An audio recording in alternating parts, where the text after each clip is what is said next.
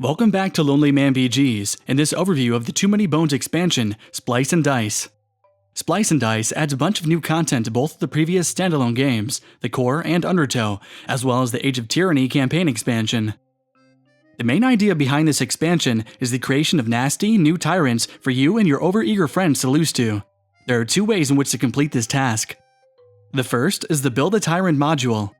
This module is incorporated into a standard game of Too Many Bones and allows players to create the tyrant in-game, which will be faced at the end of the adventure. As your party journeys through Daylor, kicking baddies down hills and setting villages afire, Nobulus is in his lab, sending out mechs to pick up the bits and pieces of the creatures you left behind. From these encounters, Nobulus patches together a tyrant via a process known as splicing. These little guys are lab dice. Every round, the leader of your rowdy band of gearlocks blindly grabs 4 of these from the draw bag. Those 4 dice will then be rolled, and players will take turns placing them how they wish into the slots on the lab mat. As baddies are defeated during the round, Nobulus's bots gather the remains, which are then placed into tanks within the laboratory. The first defeated baddie goes to slot 1, the second to slot 2, and so on. After the encounter is over, splicing occurs. A splice occurs for each lab die, and each splice takes into account the baddies adjacent to each die. For example, this initiative lab die looks at the baddies in Tank 1 and Tank 4. The process of splicing can increase the tyrant's stats and even give it new skills. Splicing can change the targeting of a tyrant, its attack form, and even give the creature spliced tyrant dice, which it rolls for extra effects during battle. Players will have to strategically defeat baddies so as to avoid giving the tyrant its worst traits, say the skills of a 20-point baddie. The second way to create a tyrant is the Nobulus Apprenticeship Program, or NAP. This is a cooperative game that requires some components from Too Many Bones, and it plays 1 to 4 players.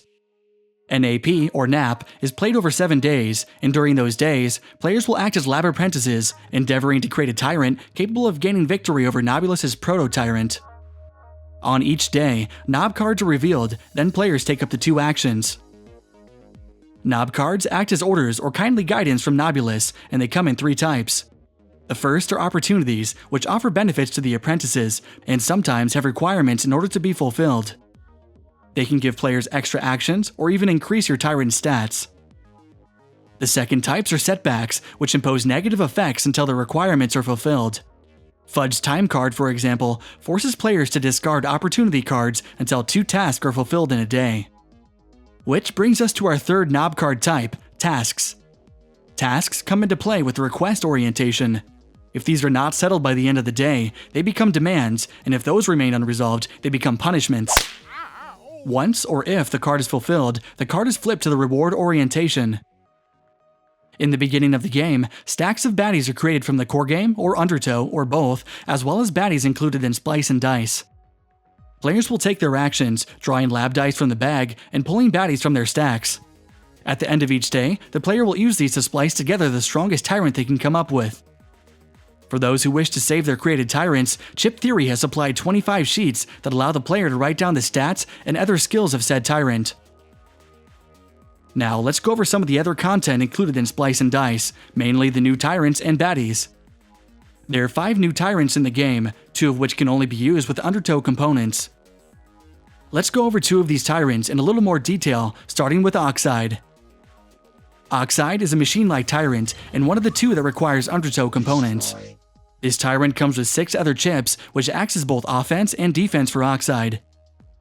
These parts start off stacked underneath Oxide, and once separated, are placed in the mech starting positions. These parts can become damaged as they endure attacks, and are flipped over to their faulty side. The second tyrant we'll look at is Blob Ulis, who looks awfully like Nobulus, possibly for thematic reasons.